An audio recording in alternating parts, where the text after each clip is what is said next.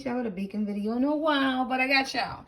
So I wanted to make a seasonal sweet treat for the team at work. And what inspired this dessert is I went into the store and I saw too many bunts, I mean small bunts, y'all, for like almost $3. And I'm like, no. All your bacon stuff is on sale during this holiday time. We got our pecans, we got our pumpkin, we got our spice cake mix. Let's get it. So to my bowl, I have my spice cake mixture, and quote me on this, your spice cake mix come out during the fall season. If you want a semi-homemade carrot cake, I would go with this versus the carrot cake mix. And then that's your filling, your pecans, your dry, squeeze and drain your carrots out, your walnuts or whatever, dust them in flour and add them to this, because this mix right here got everything in it. So to my bowl, I have that.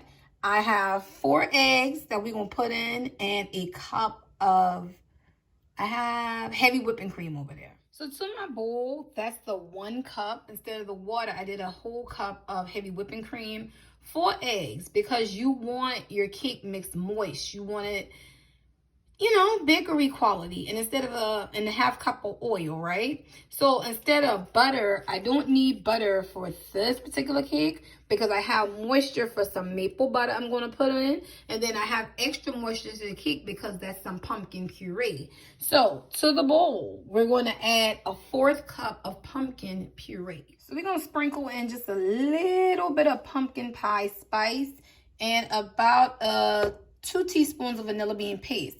Now, if you team sweet potato like me, can you transform this into sweet potato? Absolutely. Could you turn this into a pound cake by using buttermilk and the 4 eggs and real butter? Absolutely. If you have this, it's optional. Or if you wanted to cut back on some of your wet mixture like the pumpkin and add some pumpkin spice coffee creamer, that'll be great. But remember, when you add the coffee creamers, remember those are lactose free, so you still need your milk fat, okay?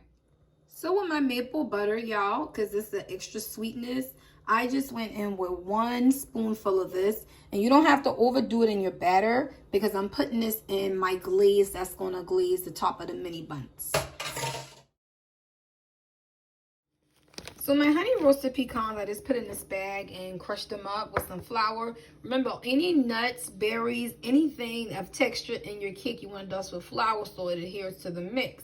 Now, if you notice, I didn't break out my hand mixer for this. I don't need it. Because I use the heavy whipping, I'm treating this delicate like a pound cake, and you don't want to overwork it. So just me going in with my hands and putting everything in, including the eggs, and stirring at one time. This is the consistency we got, and this is what you want. So now we're going to fold in the pecan mixture. So this is our razzle, some silicone mini buns and some donut pans. I only had 2 mini buns. Well, I got some other mini buns, but I ain't feel like all that. So I'm going to just make them in different shapes, and it's going to be what it's going to be. So I don't know if y'all can hear me over my singing candle globe, but I have powdered sugar, some of this, and just a tad of this in my glaze, y'all. I'm going to glaze up the mini buns.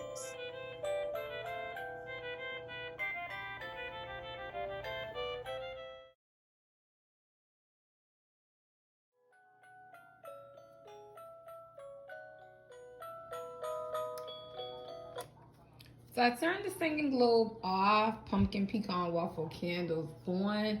My holiday, almost decorated for the holiday, is done. And this is what they look like. And y'all, I had one. They taste amazing. I had 2 that was an epic fail, so I went ahead and tasted. And they are good. And I hope y'all make these. Bye.